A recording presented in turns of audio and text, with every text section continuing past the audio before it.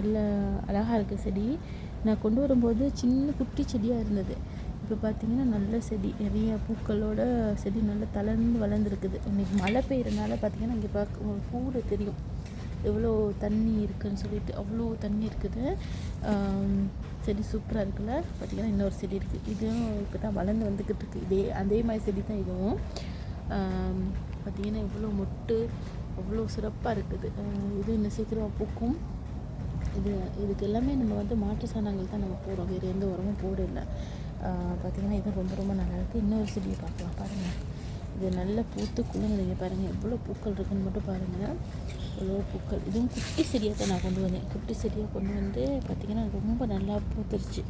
பூக்கள் நிறைய இருக்குது. மணி செடி அவ்வளோ பூக்கள் இருக்குது. எவ்வளோ மொட்டுக்கள் இருக்குதுன்னு மட்டும் பார்த்துக்கோங்க.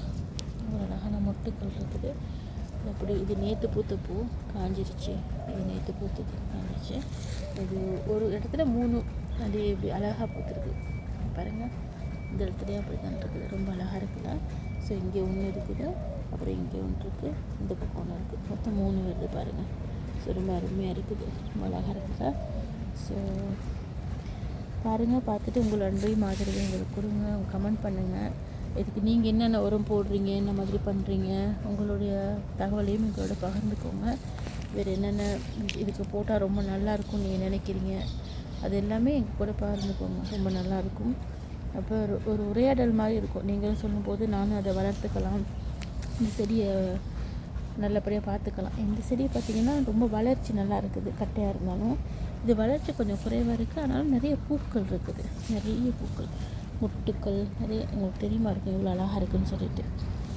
மழை தூரிக்கிட்டு இருக்குது. நனைஞ்சிக்கிட்டே தான் உங்களுக்கு வீடியோ எடுத்துக்கிட்டு இருக்கேன்.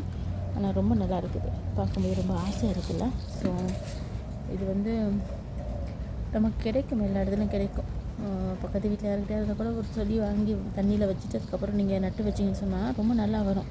ஒரு இதுவுமே இல்லை. அப்புறம் பார்த்திங்கன்னா இது வாழை மரம் அதுவுமே இது ரொம்ப கட்டையாக இருக்கும். இது பெருசாக காய் எப்படி காய் வரும்லாம் தெரியாது. ஆனால் இது நம்ம வாங்க போன நர்சரியில் பார்த்தீங்கன்னா ரொம்ப கட்டையாக தான் இருந்தது.